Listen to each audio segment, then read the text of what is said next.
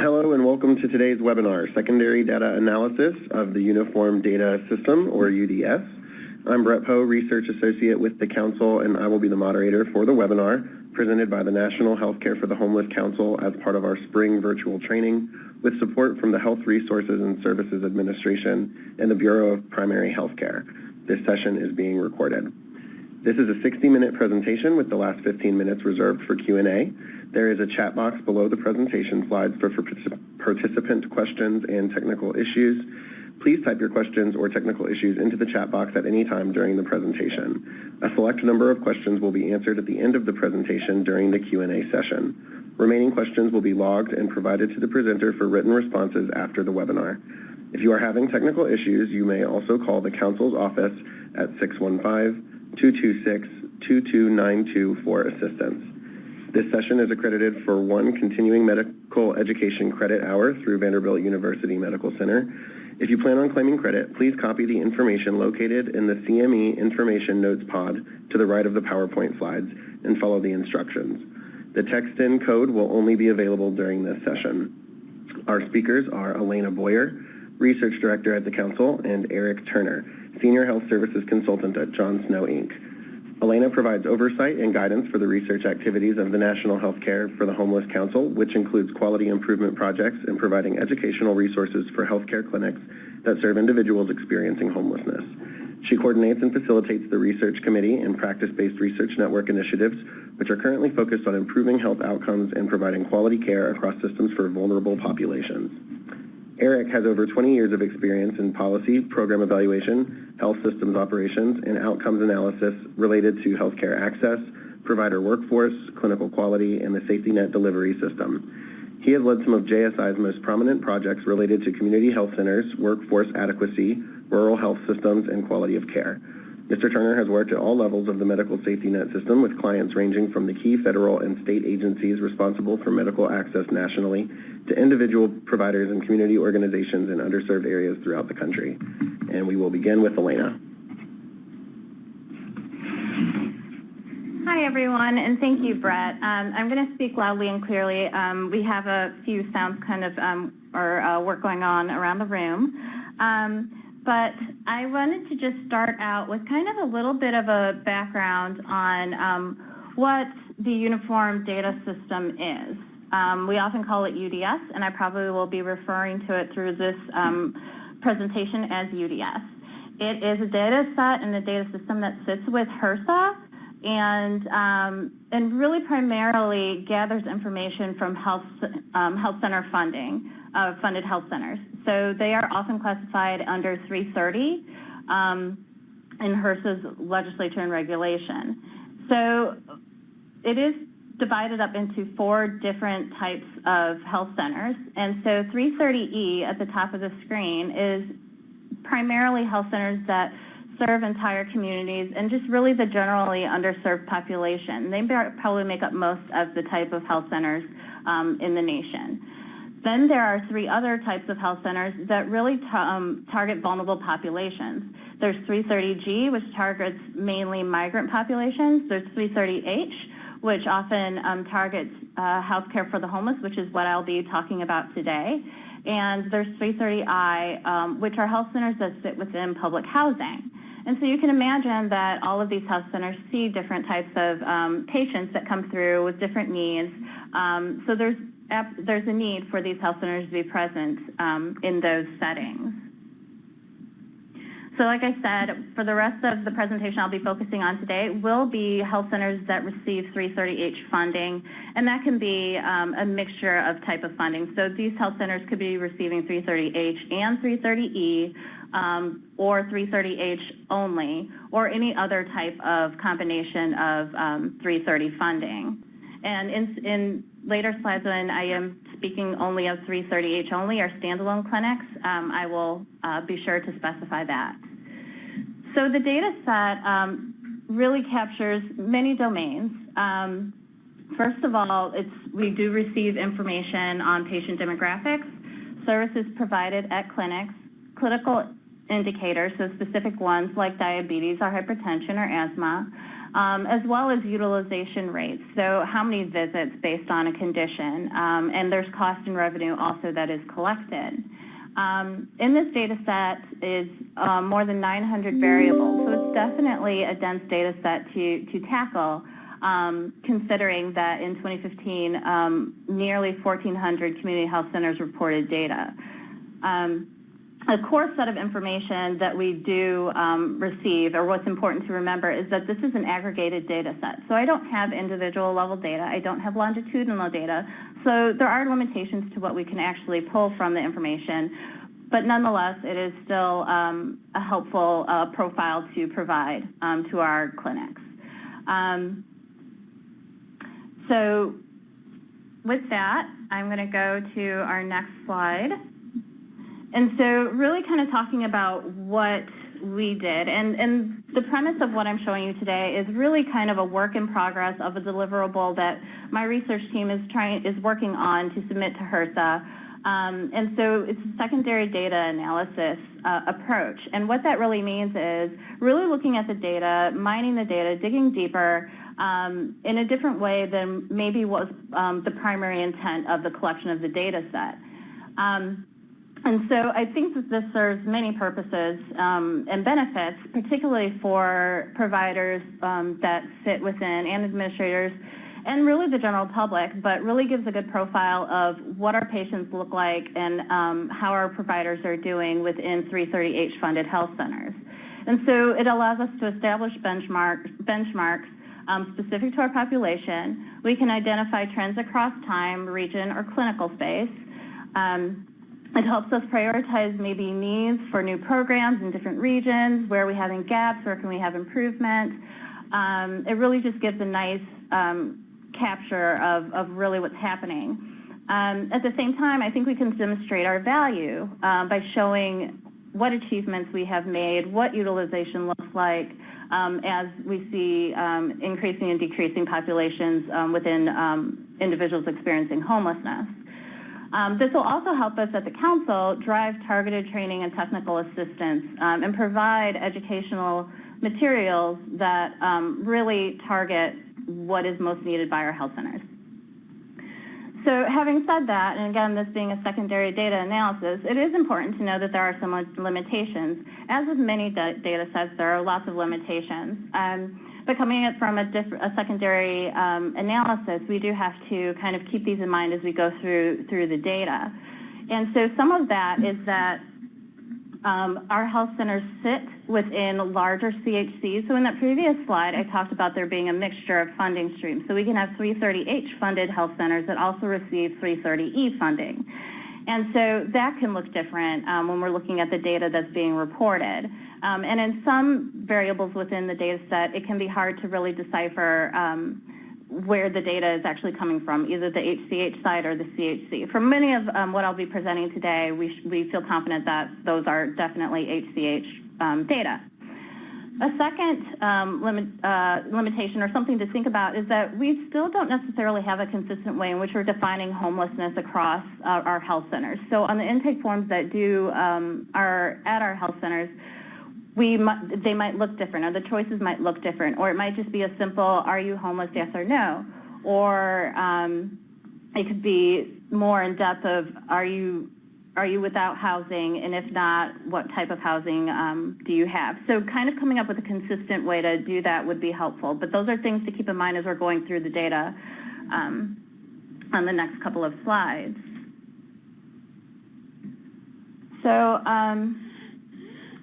just an overview of what I'm actually showing you today. So again, we have the universal data set, which is, again, those 400. And actually, I'm going to go back a slide because there's something I forgot to mention. At the top of the screen in the blue arrows, you see that community health centers, which again, in the year 2015, and the data that I'll be presenting today is 2015, there were 1,400 reporting health centers that served over 24 million patients. And then when you just look at the health centers that received 330H funding, there were 295 health centers that reported within the 2015 year and served over 890,000 patients. So what we did was while we have the universal data set of all the 1,400, we can still take that and look at those that receive the 330H funding, so the 295. And we can also look at this whole data set and look at percent homeless patients, since that is asked in the data collection, and kind of look at the spread across all 1,400 community health centers. We can dig even deeper in the 330H funded, so again, there's 295 reporting health centers, and we can look at those health centers based on clinic size across different variables, looking at health conditions or other demographic information. We can also take that 295 reporting health centers and look at them across, group them by region and look across region. And again, I think all of this goes back to identifying where can we have improvements, where can we target our education and training assistance. So a lot of the deliverable or the work that I'm going to show you today did start from an infrastructure. Given that there are over 900 variables within the data set, we needed some kind of way to approach this. And so we looked at our frequently asked questions that were coming through our technical assistants here at the National Healthcare for the Homeless Council, and we gathered what those were. And so after we looked through those, we said, okay, well, these are the ones that we will target while we dig deeper and mine into the data. We have not done all of these as of yet. It's a work in progress, and but we're hoping to get through as many as we can. And then not only was the question, what variables are we going to look at, but what comparisons do we want to make? How do we want to group the data? So as I said, we did look at it across region, and you can see that here. So we decided that we were going to look at comparisons across that. We did not do rural or urban. We did look at clinic size, as well as whether or not that clinic was a standalone clinic, meaning receiving 330H only and no other 330 funding versus others. And so that's what I'll show you today. But before we get started, and I know I gave some background, but how familiar are you with the data system?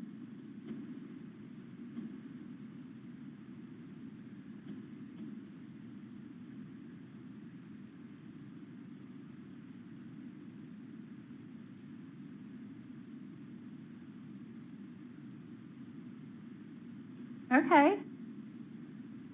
This is a good spread. This will help us, myself and my partner, Eric Tur, as we talk through our slides. Thank you.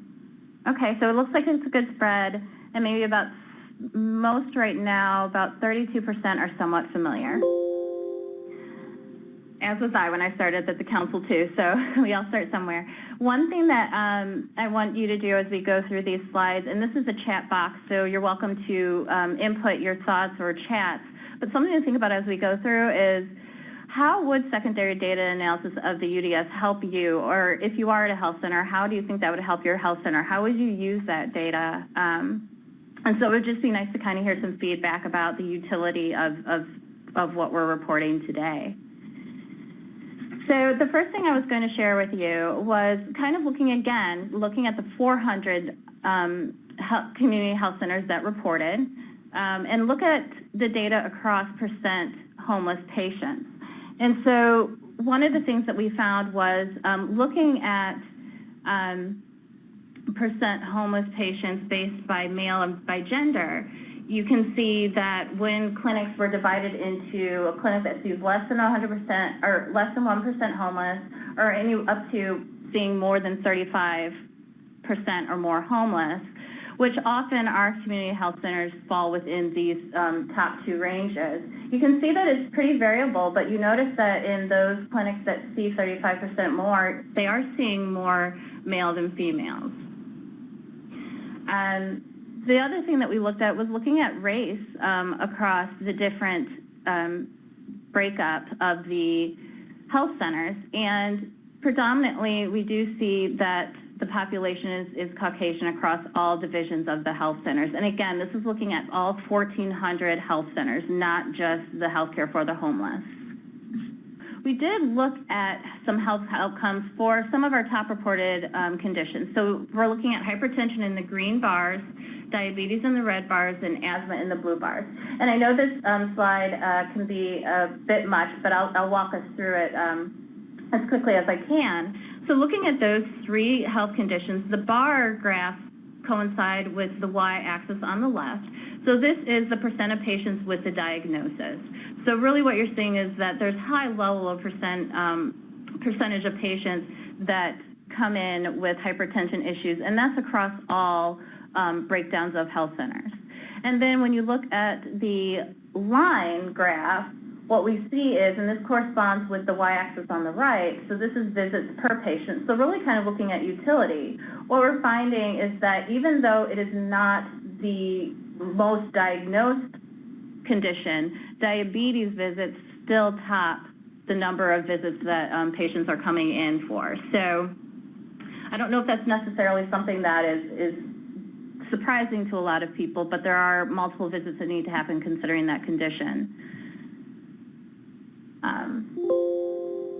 So I'm going to ask another question too as we're going through this that I think will also help us frame some of the work that we're doing. And that question is, what is your role in your health center? Are you predominantly administrative, clinical, health IT staff, a case manager, or other?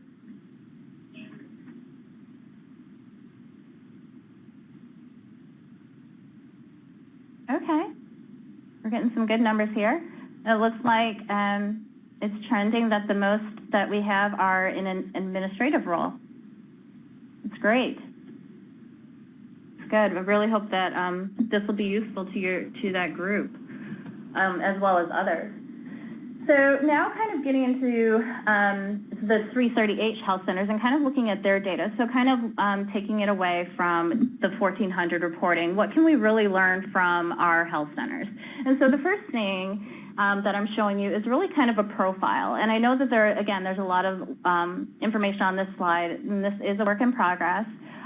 But again, this is just the 295 reporting, and you can kind of see the mixture or the diversity of funding streams across the 295 reporting health centers. And so I have a little key up here under funding stream on the left part of your screen, where CHC again is a 330E, the homeless or healthcare for the homeless health center is 330H, migrant health centers are 330G, and those health centers that sit within public housing are 330I.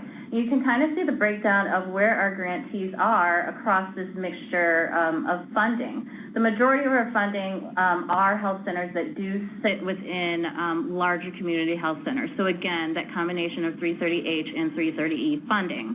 And a lot of this is just background information or profiles, but it also might be important when it comes to looking at the data and interpreting it, because infrastructure of where healthcare for the homeless health centers are can impact patient numbers or conditions or services. So again, something to keep in mind.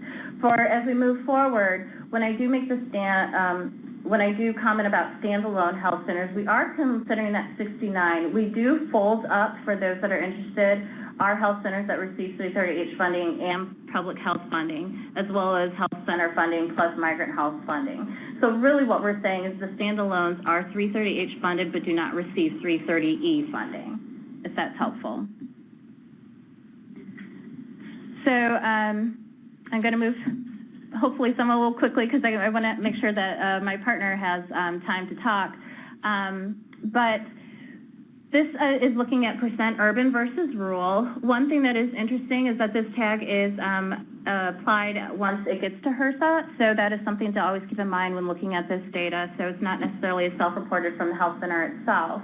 And what we're looking at again is our 295 reported health centers, so you can see that here in the total, and looking at the number of health centers that are considered to be rural versus urban, and then the breakdown between those health centers that are within larger CHCs or those that are within standalone. And so you can kind of see the majority of our health centers are in urban settings.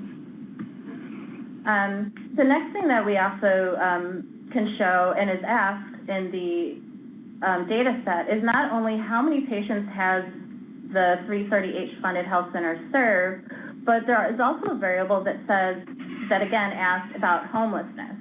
And so the number of homeless patients that identify themselves as being homeless is around 840,000 and 130 patients. And you can kind of see the type of funding, which is only reported by 330H health centers. So we can look at homeless shelter, we can look at doubling up, transitional, other, street, or unknown. And according to those that responded, there were 31% were mainly homeless shelters. And again, the 295 is the N or denominator in this because they are required to respond to the type of housing. So this is not necessarily a surprising finding, but again, I think it's helpful to have numbers attached to the data. And really what this is looking at is federal poverty level. So I don't think it's necessarily surprising that the majority of patients that are that have encounters with our health centers are 100% and below the federal poverty level. So we're at about 71% of their patients are at that level. And that's really the point of what's really being made up here. So the next variable that I'm showing is what are the top reported conditions that are being seen at our clinics. And so you can see that's hypertension, diabetes, and asthma. And this is not only the top three that come out for the most reported, but these are also the most reported visits as well with regard to utility. One thing that I do want to point out is that one thing that we do want to improve upon is the reporting of a lot of our mental and behavioral health, since this is very primary care oriented, which is equally important, but I think there is some work that might need to be done to hopefully bring out some of those conditions as well, and I think Eric might share some of that information. So again, if we're staying with the 295 330H funded hospitals, when we're looking across region, so this is again HRSA divided regions. And so I do try to be clear and transparent as far as our N's or our denominators for each region. So in the table at the top left, you can see the number of healthcare for the homeless centers that are within each region. And so this will, again, when you're looking at the data, impact the interpretation of that data. So please keep that in mind as we're looking at that. So that is something important to think about during interpretation. And we have a list of the states that fit within that region as well. So this is somewhat of a busy slide, but really the gist of what we're showing is that there is a variety of, or there is variability across regions. We do notice that in regions 9 and 10, you do have less homeless shelter and more doubling up. So we're not sure if that's a regional trait or anything related to climate or anything like that might be related to individuals that are more exposed to environmental factors. But these are things to definitely consider. And again, I think having these types of profiles are helpful to kind of get a better picture or capture what our populations look like across region.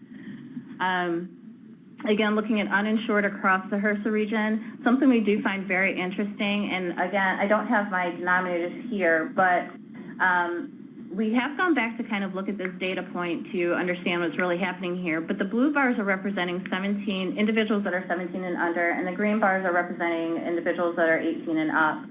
And what we're showing is that the percent uninsured across the region really is greatest, obviously among the 18 or up. We do find this interesting, and again, that's something that probably needs some more delving into and looking at.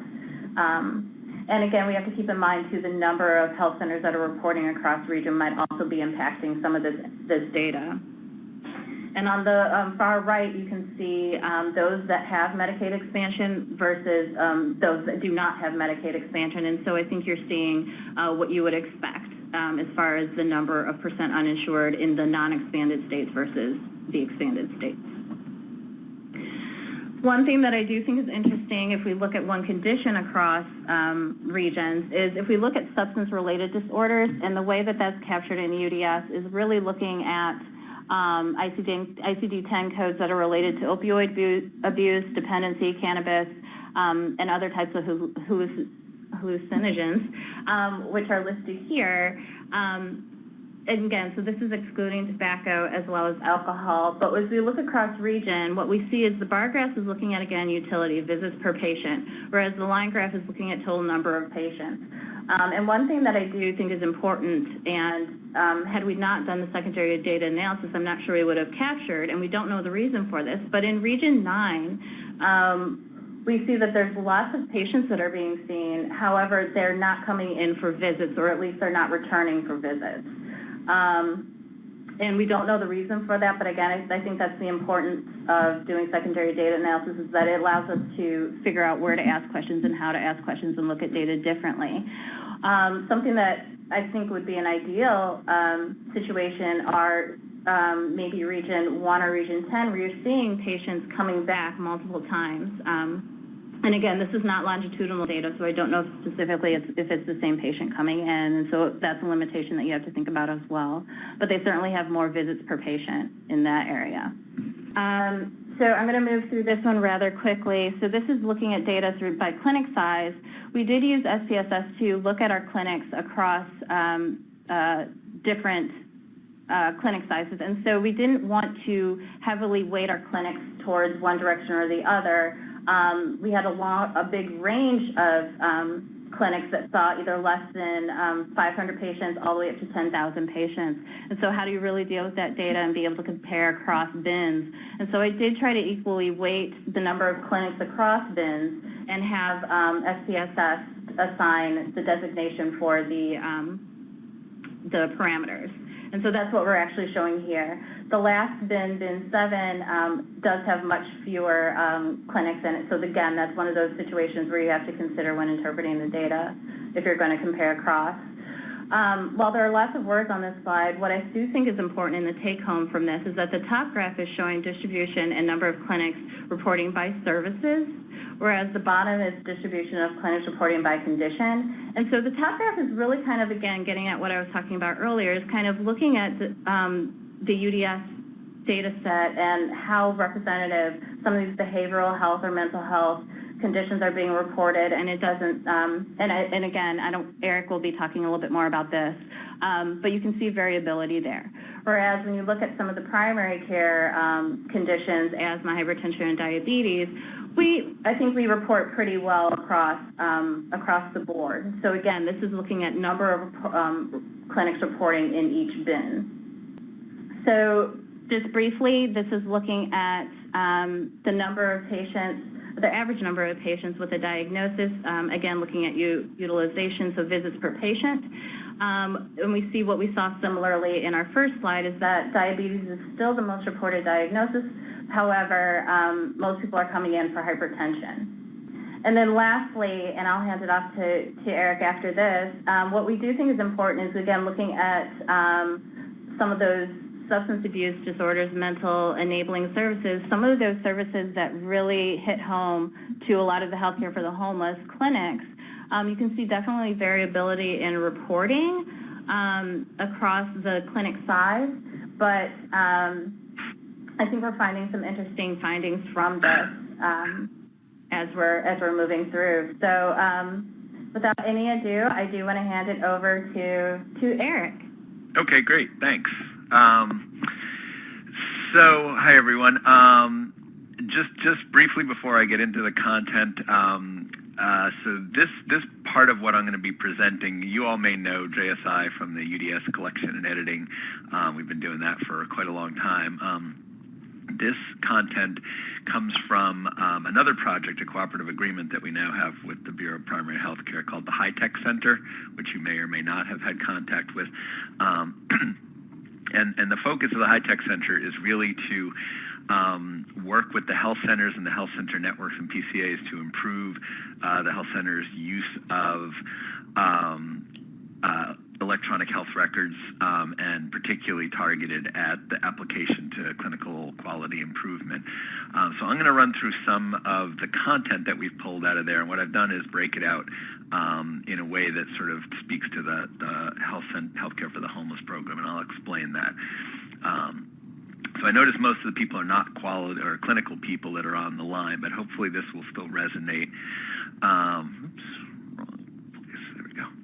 So basically what we've done is first part of this high-tech project. It has a lot of other components, training and technical assistance. My role in it has been to look back over the UDS and see what it tells us for all the data collection, clinical data collection. So far we brought in 5 years of data, and that grows every year. This year there's 14 measures, one of which we can't really assess the EHR status for, which I'll talk about. And what we did was for each measure, for each health center, for each measure, based on the number of in the sample, we could make a determination about whether EHR was being used. So whenever you see a line in red, and I'll show some charts shortly, that's data that the health center reported as a sample. If you see when we saw EHR, this blue bar, what that means is that the sample was equal to the universe for that measure. So it's a very clear distinction, and that meant that we could differentiate which measures are being reported which way by each health center. The indeterminate, and this does come into play for some of the some of the measures, particularly for the Healthcare for the Homeless program. If there are less than 70 total in the universe, then we call it indeterminate. We can't tell directly from the data how it was reported. And again, prenatal, because there is no sampling possibility, we don't really know how the EHR might or not have factored into those measures. There's really 13 that we're looking at. And I won't run through all 13 because they don't all pertain very well to the Healthcare for the Homeless. One other thing is for our data, we average all health centers equally because our focus is on getting each health center optimized in terms of using their EHR. So we don't do sort of what would happen in a roll-up report if you've looked at those where the bigger health centers drive the results. What we're doing, all averages are averaged equally across health centers, equally weighted. Oops, keep clicking the wrong spot. There we go. So I just want to show a couple of things in the national trend, and this will help you interpret what we're showing in the Healthcare for the Homeless trend particularly. What you see, again, red is the sample. If you sort of visually look at these bars, and this is increasing compliance with any given measure on the right-hand side. This is the distribution. You can see the red bars tend to distribute more toward the right, toward the higher end of compliance or performance on that measure. The blue bars tend to be higher on the lower end of the performance cycle. And the only differentiation between these two is really how the health center collected the data for the UDS. So this is not a good finding. This gap should not exist in reality, but it does, and I'll show you for some of the measures to what degree and what it means. So that was our first finding, and I'll end with a little bit about what we're hoping to do about this. Next piece, the other thing that we saw for many of the measures, particularly the process measures, you can see year over year a very steep climb for some of these measures in terms of the clinical quality performance. And so that's a good thing. But what you'll see is for every year that gap persists. The gap, this is 2011, this is 2011, and then all the way up to here, this is 2015, and this is 2015. So you can see year over year that gap persists. And that gap persists even though more and more centers, and this is another generally good finding, is that more and more centers are relying on their EHR to report the UDS. So the blue is health centers that use the EHR to report the given measure. And so you can see it went from less than a quarter to basically 2/3 for this measure that were relying on the UDS. And what's happening is these two things are sort of working a little against each other.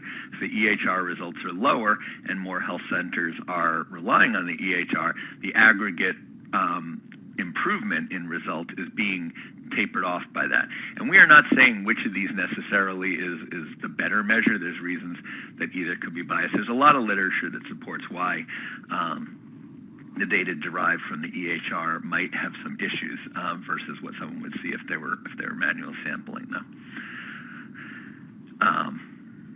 And I'm realizing I'm pointing with my mouse, but I'm forgetting that in this mode I can't. I'm going to try and point with a pointer from now on. So this one just sort of shows the difference, and this is the way we'll be showing.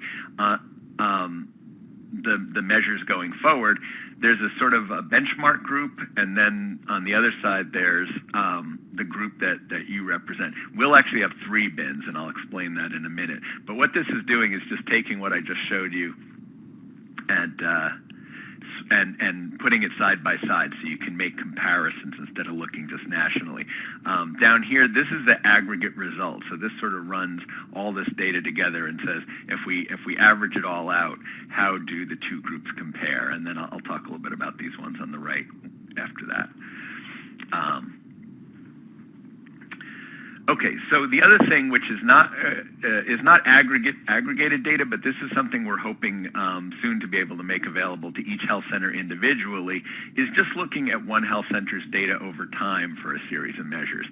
And the value in that is you can see how the reporting changed and what happened to the universe and to the quality results. And so the reason I point this out is this might be an indicator that this health center hit a bump when they implemented their EHR. You know, you can see that it went from here down to here.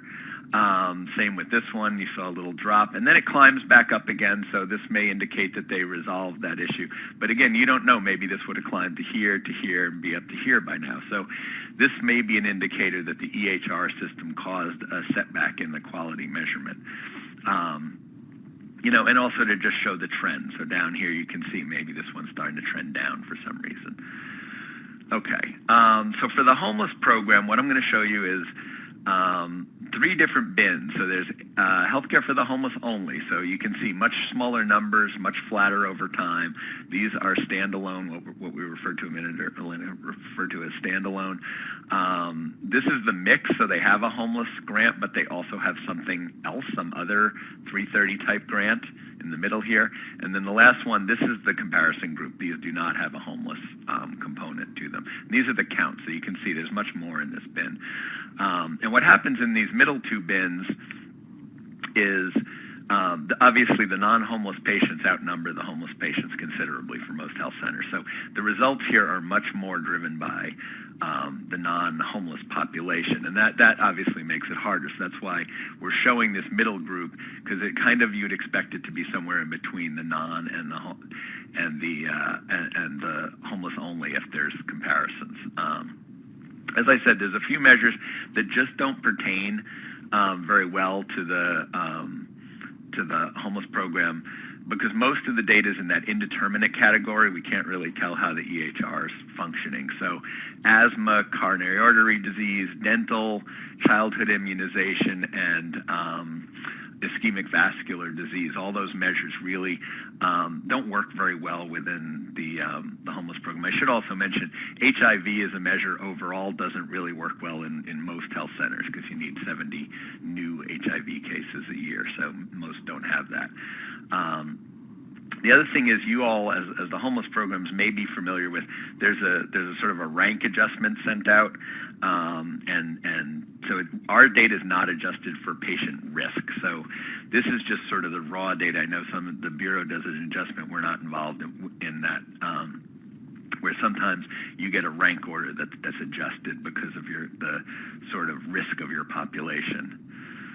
Okay, let me get into the data now, and actually what I'm going to do is walk through a few measures. I'll go through fairly quickly. I'd be happy to discuss further if anyone has questions, but I want to make sure we leave time for questions in the program. So here's a diabetes measure. The first 2 things that I'm going to show are outcome measures.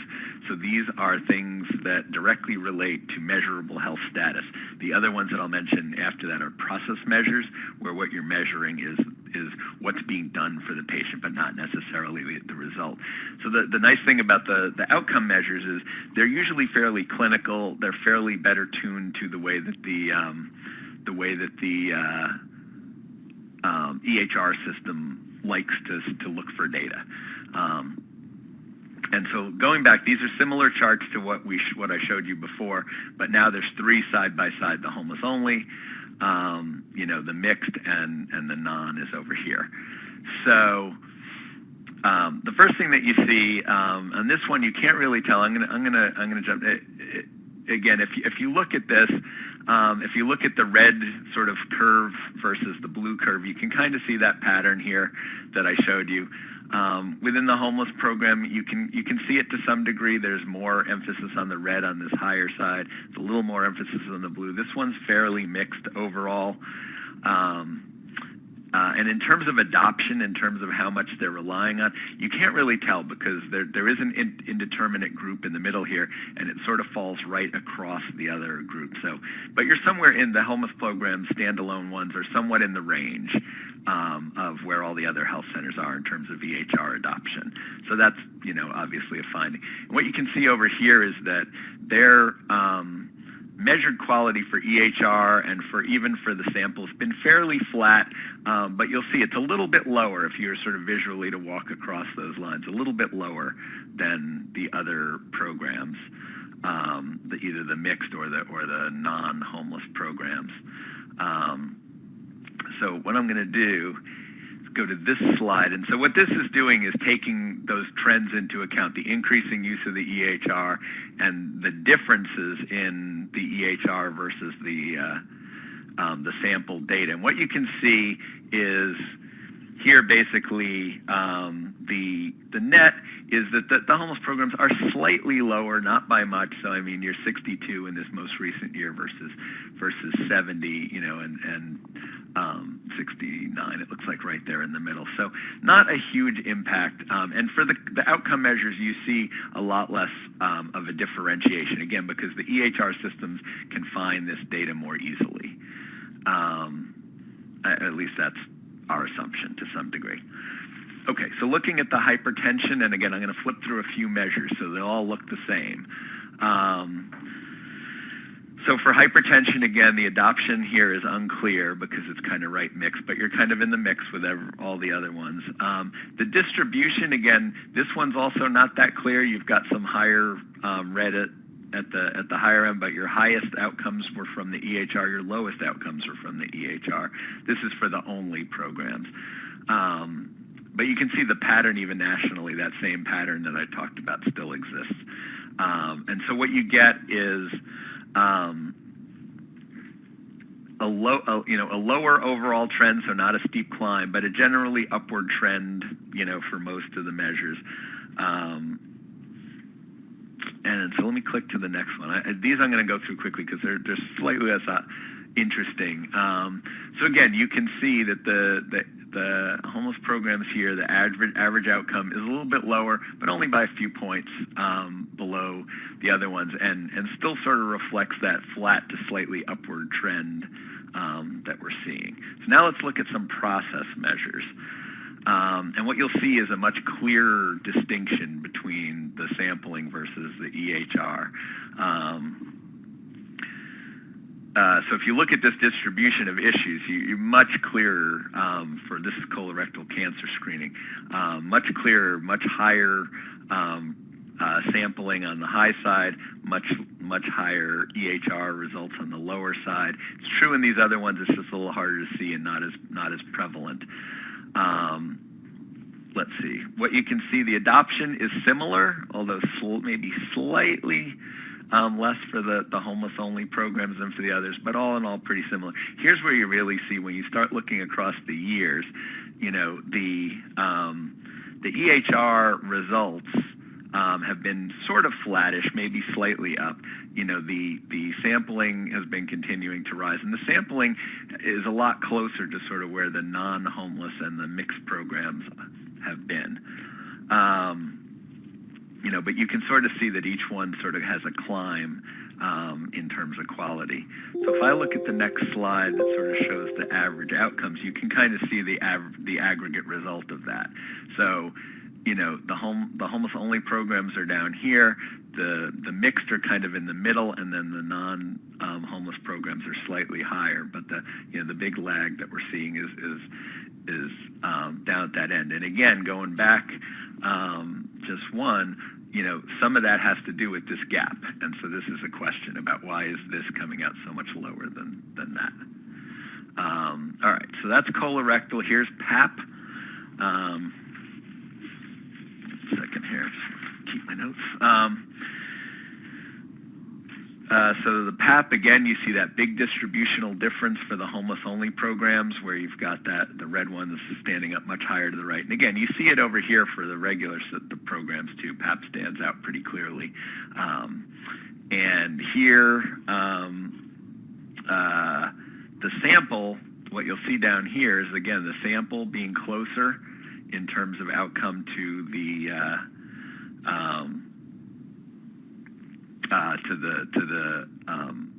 rest of the health centers than the EHR network. Interestingly, on this one, the health centers were a little quicker to adopt using their EHR programs initially, but now they're basically about the same. And then the other thing that you'll see is in the EHR for the homeless-only programs, there's been sort of a slight downward trend for the last couple of years. Again, there's only like 60-ish programs here. So that's, a smaller sample, but again, it's a notable trend whereas the overall has been sort of flat, maybe slightly upward. And so the aggregate results, again, similar to what I was saying, if you look, there's been this pattern where the homeless program, because of what we were seeing with that EHR and the increased reliance on it, has been trending down as sort of an aggregate result. Not by a ton. I mean, 43 was 2 years ago, and now 37% result. But somewhat less than, the other health centers, non-homeless, and even the homeless mixed are at 51, each of them. All right. Let's see. The adult weight measure, and so there's just a couple more measures, and then I'll talk a little bit more, and I'll hopefully leave some time for questions. Oops, didn't mean to jump ahead. Okay, the adult weight measure. Here you can see for this one there is slightly slower adoption of using the EHR system compared to the mixed and particularly the non-homeless programs.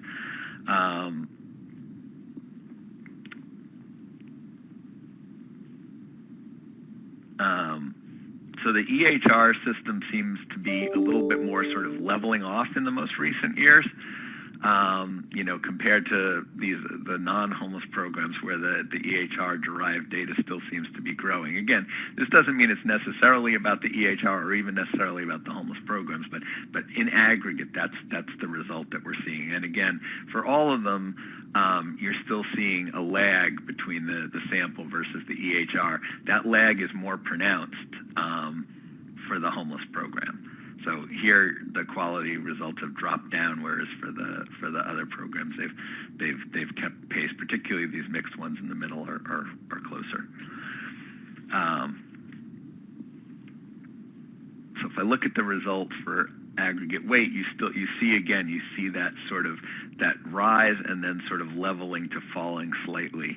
And again, the question is how much of this is the cause of that shifting over of the data collection to the EHR, and might there be something in that process that's sort of causing an artificial drop in measured quality? Depression. One thing that's notable in depression is, and I'll start down here, a slightly slower overall adoption. So this one is about half that are still using sampling. This one's about a third for the non-homeless programs and the mixed programs. So for some reason, this measure is slightly slower to come on board with using the EHR and the homeless programs. Not as much of a difference between the EHR and the sample, but there is some degree of difference. The other thing that's interesting on the distribution, just coming back up to the top here, the homeless programs are a little bit more. Sorry, I'm jumping ahead to the next thing.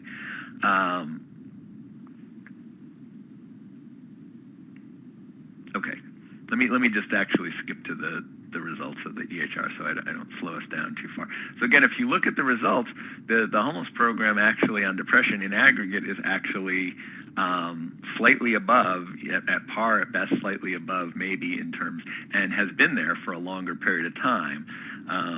So that's, a good aggregate finding. The one question is being more reliant on sampling and seeing that gap in the sampling. Some of that is going to be the result of the data collection process potentially more than the outcome. But overall, sort of a good finding on the depression overall. The last one here is the tobacco measure. One thing you'll notice about tobacco is everything's clustered at the high end. That's usually a problem for data collection because it means that there really is no further to go. When everyone sort of washes up against 100%, it's harder to differentiate the results because everyone's kind of closely clustered. The other thing that you'll notice in the homeless, I don't know how much of a pattern it is, it's a little bit what you call bimodal. There's a group here at the top, and then there's kind of another little cluster down here at the bottom, both for sampling and EHR. So I'm not sure. You don't see that really in the others as much. Again, little difference between the EHR and the sampling here. These are very closely matched, very flat. And if I look at the aggregate result, you sort of see that, there's not a lot of differentiation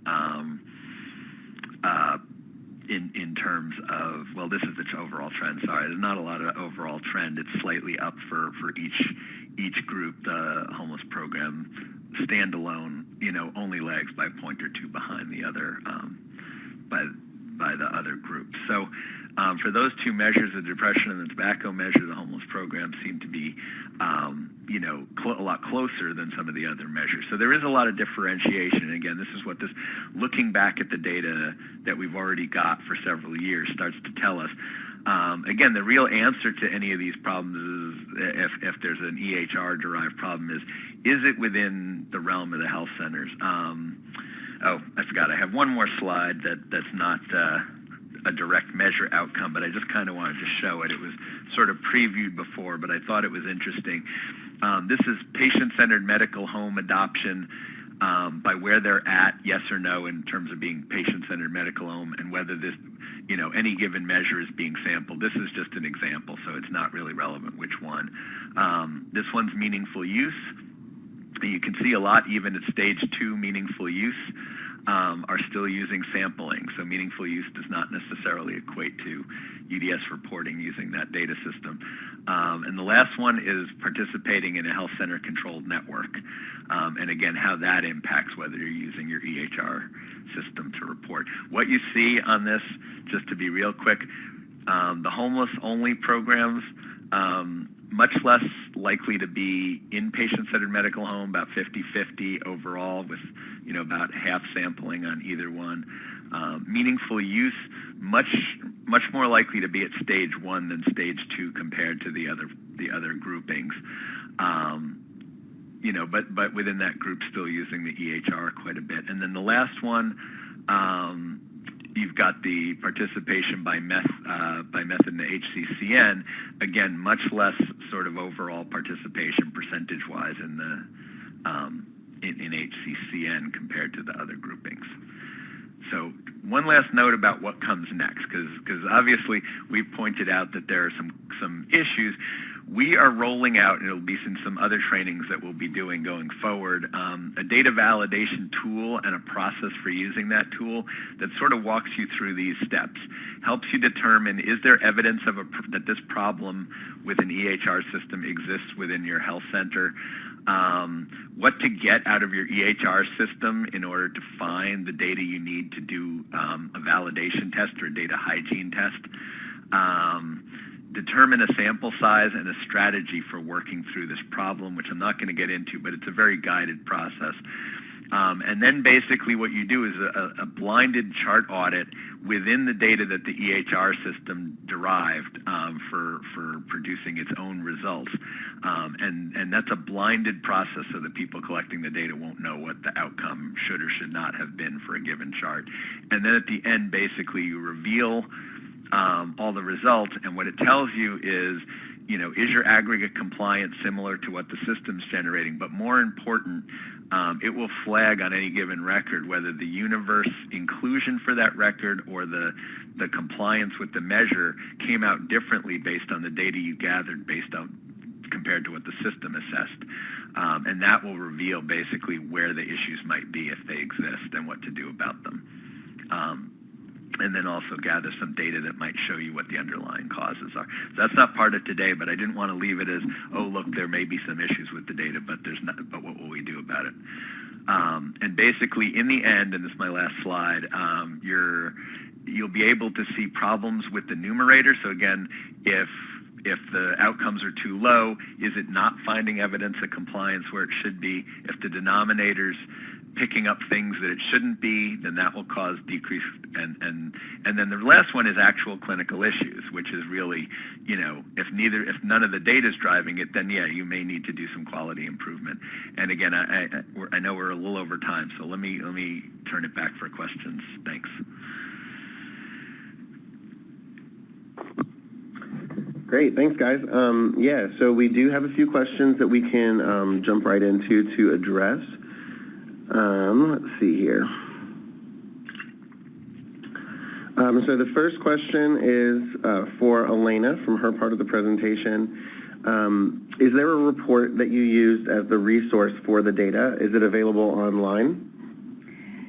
So thank you for that. I did fail to mention that as the council, we do have a data agreement with HRSA, so we do get data dumps from them of the raw data, but they do have data that is open to the general public can also access, and I think we're going to upload the link to that.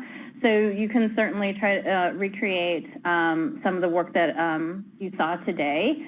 It would just be maybe a little data heavy or just kind of pulling it from the website, but you should have access to the same numbers as I do.